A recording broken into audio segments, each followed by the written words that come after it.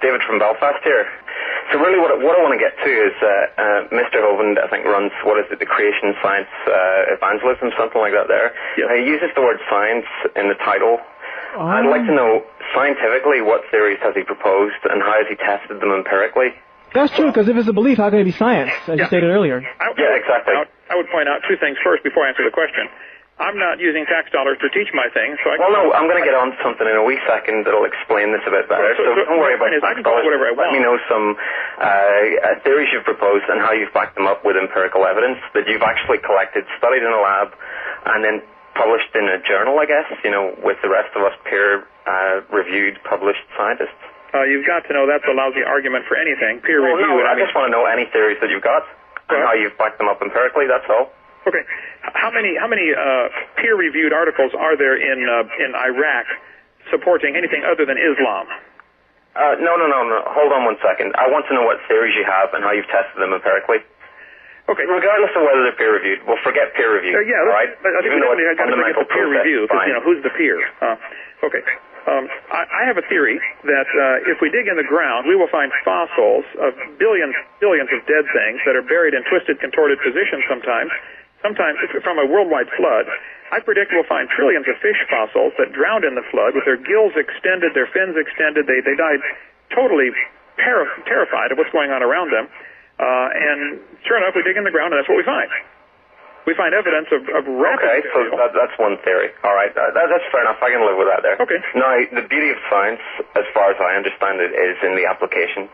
Because, I'm a geneticist, and I'm a published geneticist, and one of the things I've studied is, for example, mixtures of salmon stocks. Now, our understanding of evolutionary theory has allowed us to empirically estimate salmon stocks. Now, that's an actual application. What applications do you actually see emerging from young Earth creation science? I think you'll find just about every single branch of science was begun by creationists. No. I want to know what applications you're going to get out of your study of young Earth creation. What applications do you see emerging in the future? Okay. I think we'll discover that just about everything we look at in nature will have a design, and there'll be evidence of a designer. We're looking at a painting and trying to discover something about the painter from the painting. Yeah, but where's the application? I actually don't see how we can apply that in any way. We can I actually want an actual application from that. Not just study, not just academia. I want application from science. I'm trying to get something that scientists are actually quite good at. Sure. I think we'll find in your field of salmon that there's a variety of salmon out there, from the coho to Atlantic salmon, but they're always salmon. I think a practical application is there are varieties of salmon, but they're limited to the same kind of creature. They're still a fish, they're still a salmon, they're still recognizable as a salmon, and that the variations, though they're pretty bizarre sometimes, are limited. So a practical application of believing in creation is the very ability to quantify or classify these animals by the same kind, which is what the whole classification system is about, trying to put things together. You're talking about taxonomy. I'm talking about application. And I'll give you some good examples of applications from biosciences, from genetics, from evolution. This ranges from everything from bioinformatics. I don't know if you're up to speed on your kind of emergent biosciences, but bioinformatics is a particularly emergent field. And we're looking at things like the transcriptome, the proteome. We're looking at how they interact with each other, how genes, and we're not talking about one, we're talking about 50,000 studied in a single go, how they work in cancers, how we can use this to fix those problems. We're looking at interferonics, using dicer molecules to interfere with viruses, to interfere with cancers. We're looking at determining what's going to be an invasive species using evolutionary theory, and we've actually been very successful in doing that. We're looking at conservation. That's a big one. Now, you mentioned salmon. I would actually disagree with you. There is a lot of variation in salmon. In fact, just hold on. We're going too fast here now. I've actually studied them. I know, but I've done the genetics. I've got the gels in my lab. I know there's a lot of variation there. Okay. A lot of variation, and you can't, we're talking variation that cannot arise in 6,000 years, because for you to have that variation, you're talking about mutation rates that are so fast that the organism wouldn't be able to keep up with it. There'd be a genetic load so high these organisms would all die out. Other things that are coming out of biosciences, out of evolution and out of genetics, are things like genetic engineering, which is very popular at the moment, germline therapy, which is actually going to be a big thing fairly soon. I see thousands and thousands of applications from the academic study of evolution. Okay. All right. So and they're actually helping us today.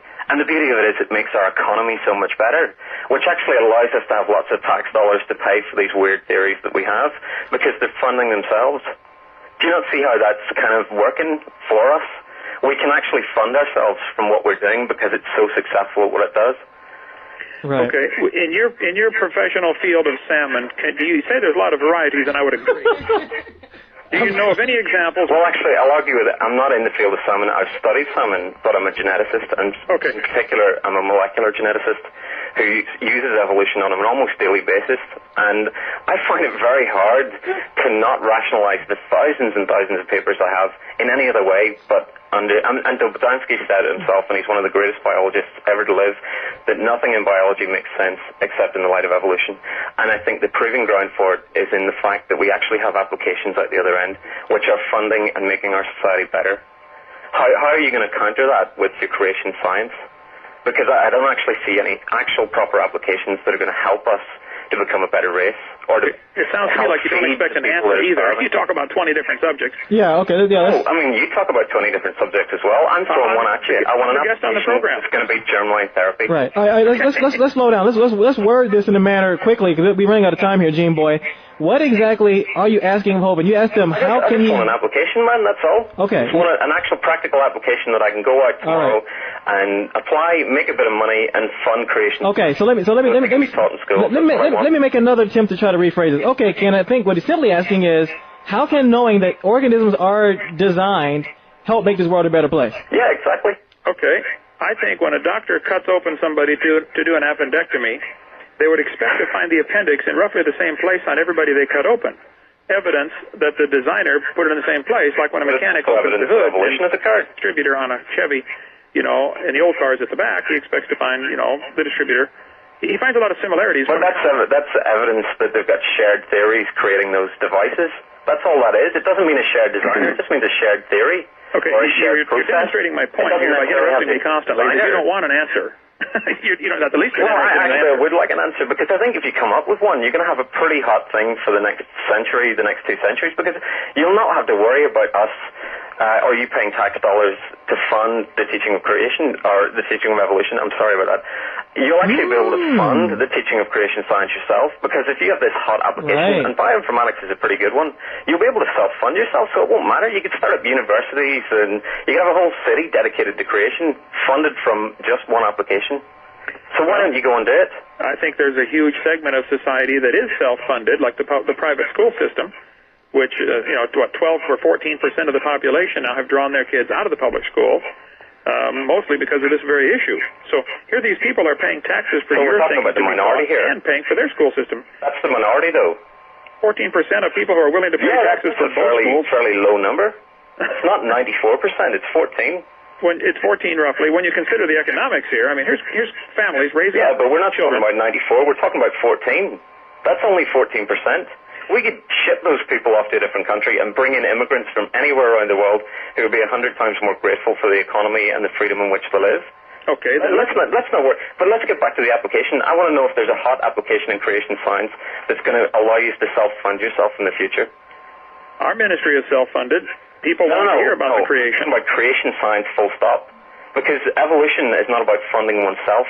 It's about funding all of the academics around us. We're a very supportive, nurturing group, and we look after each other. We have to, there's no other way to survive in the world unless you look after each other. It's not about looking after yourself, Kent. It's about looking after other people. Okay. The same argument can be made for Islam. They're certainly self-funded. You have people donating money to blow each other up over there, With Islam? Not everyone in Islam blows people up. Their religion teaches to hate other people who are not Muslim. Who don't blow people up. I've got lots of Christian friends that do, because I live in Northern Ireland. I've been to Northern Ireland. I felt safe the whole time I was there. You guys are blowing each other up at a regular pace over there. Well, this is it, and they're Christians. So where's the Islam thing going? I guess you better define Christian. I don't think that's Christian. Well, they claim they're Christians. Well, I mean, you can't. The only person you can know is thyself. So they claim they're Christians, and I accept it because they know themselves. I don't know them. I'm just taking their word for it. Okay. So where's the Islam thing coming?